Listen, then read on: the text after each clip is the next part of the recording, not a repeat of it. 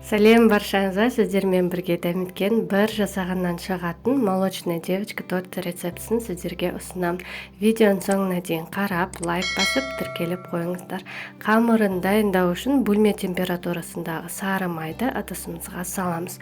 Үстіне 3 жұмыртқаны қосамыз. Сгущенканы құямыз. Сгущенка қою болғаны жақсы, сонда торттың корждары піскен уақытында жақсы көтеріледі. Енді осының бәрін жақсылап миксермен шайқаймыз. Бір келкі масы болған соң ұнға разрыхлительді қосып араластырамыз. Содан соң ұнды електен өткіземіз. Осыны миксермен шайқаймыз. Әр қарай пергамент қағазына алдын ала дайындап аламыз. Пергамент қағазын сапалы түрін қолданғаны дұрыс. Поклан фирманың пергамент қағазын қолдануға кеңес беремін. Сапасы төмен пергамент қағазына корждар жабысып қалуы мүмкін. Тортыңыз дұрыс шықпай қалады.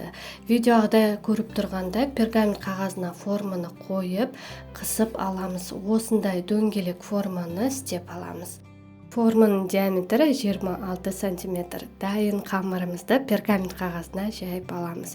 Әр пергамент қағазына мен 2-3 ас қасықтай қамырды салдым.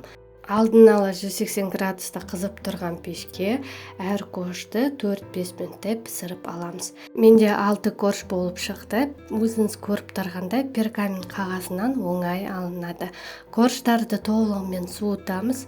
Крем дайындау үшін салқын кілегейді миксермен шамалы қою болғанша дейін шайқаймыз. Үстіне творожный сыр, сахарный пудраны қосып миксермен шайқаймыз. Крем осылай өз формасын ұстап тұру керек.